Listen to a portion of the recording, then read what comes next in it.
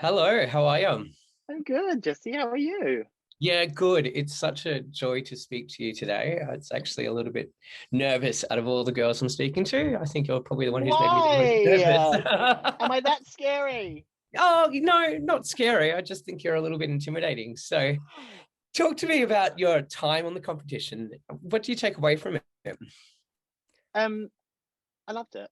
Yeah, It's the opportunity that we all want as drag queens, to get to showcase our talent to the world. And I was blessed to be one of the first girls down here to do it. So I think as well as, everything I got from the competition and, the growth that I got in myself, it was amazing. Yeah, I loved yeah, every second.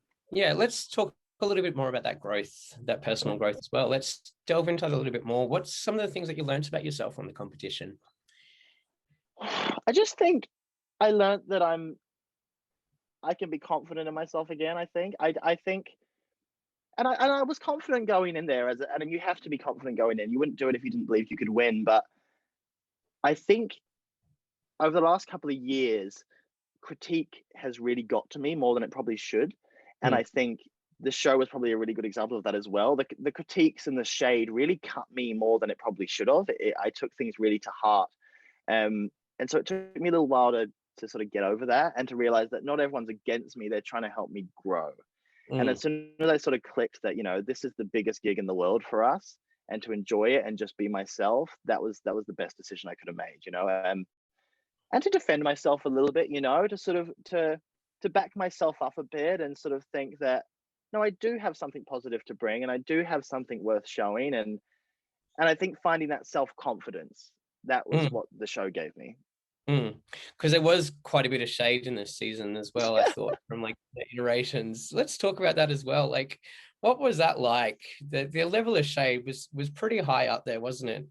It was high, and I definitely felt like everyone's sort of stress ball for a couple of weeks there. And I mean, it's such a pressure cooker.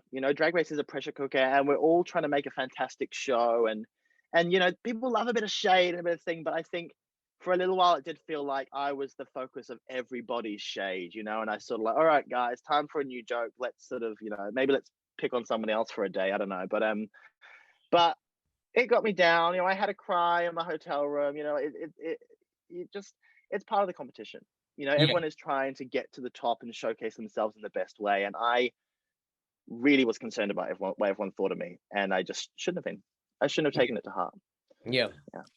Now I'm a dancer as well, and I loved the contemporary dance that you did as well. Talk to me Thank you. through that as well. I thought it was really quite beautiful. What was Oh, thank you. the story behind it?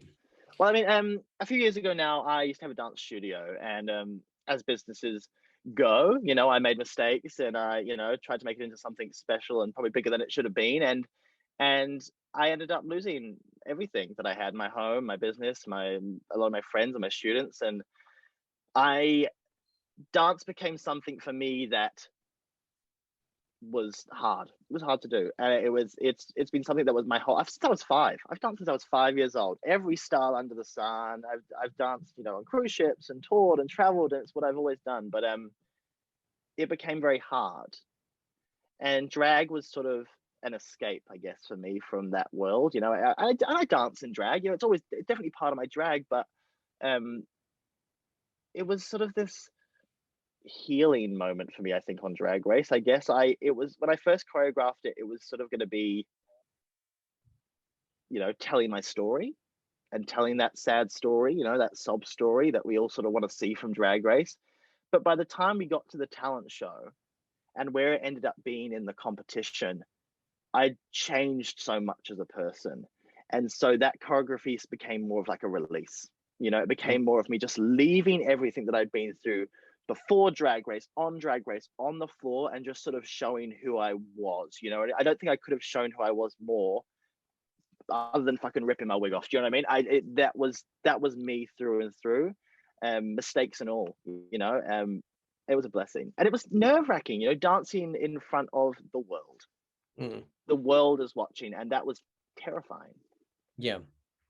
So you've just spoken about how you started dance and performance at the age of 5. How did dance move into the world of drag? And talk to me about how you've grown before coming into the competition as a drag queen. Yeah, totally. I was probably always danced. always traveled. When I came to Auckland 8 years ago, I was dancing as a go-go boy in the gay bars here and in underwear, and I was doing numbers in heels and things like that. And I was spotted by my drag mother, Miss Trinity Ice, and a little plug there. She'll kill me if I don't.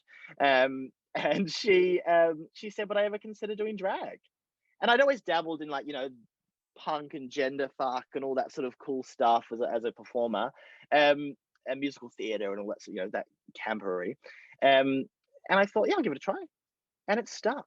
I think as a young queer performer, there's nothing more like fulfilling than having everybody in the room look at you in the middle of the stage. You literally get to become the pop star, and so I got to apply my dance to my drag, and it just blossomed into something that people have really come to enjoy.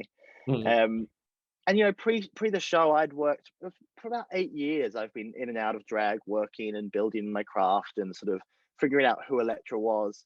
And in the last 2 years up to Drag Race, I've been doing it full time, and Yeah. really sort of found who she was. And I'm still finding her face. I'm still working on my makeup. We're always growing and we're always learning. But I've definitely found more confidence in my drag, I think, and that James is Elektra and Elektra is James, and that was just sort of solidified on the show. So Yeah. What was it like going into the competition with Nita and Kita as well alongside you?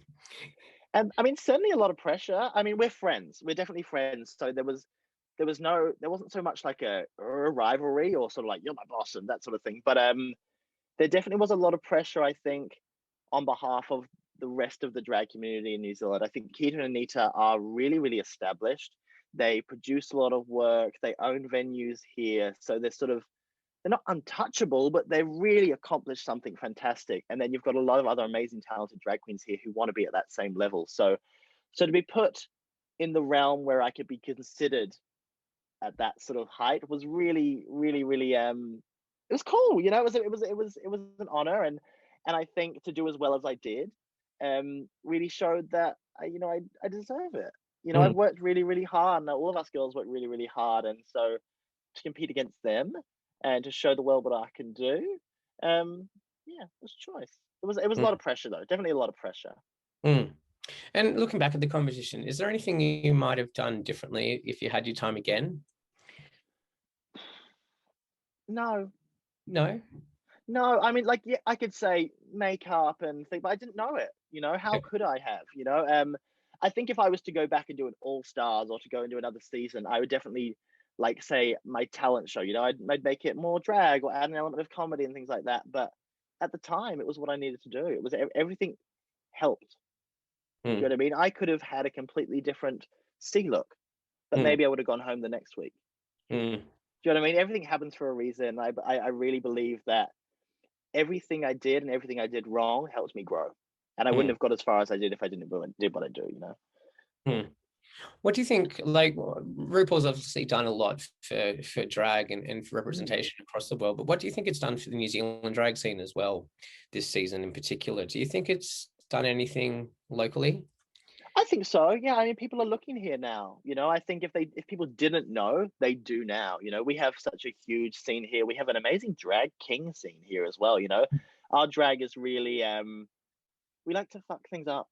We like to be a bit ugly. We like to mess around with it. I think the RuPaul's Drag Race in America is very sort of based around pageantry and that sort of this. We're all trying to fit that mold that is so popular over there.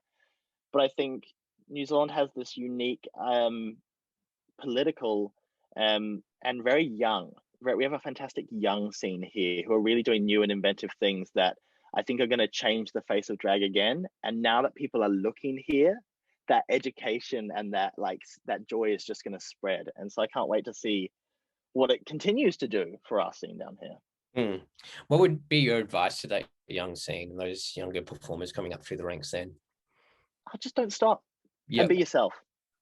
Be yourself. That was the lesson I learned on Drag Race, is that we're so concerned about what the fans think and how what the judges think and how everyone's going to react to you around the world and things like that. Is just be yourself. If you have good intentions, if you have a good heart, you're not going to come across bad. Do you know what I mean? So just be yourself, and everyone's drag is valid.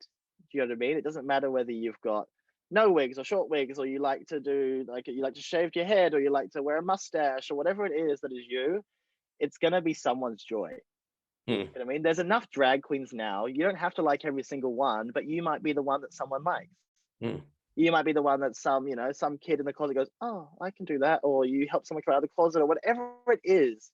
You being bold enough to chuck on a wig and a dress and a pair of heels and jump up on a stage and lip sync to your favorite Britney Spears song is going to change someone's life in some sort of way. mm. Do you know what I mean? Even if it's just a reminder that they need to go home because they're too drunk.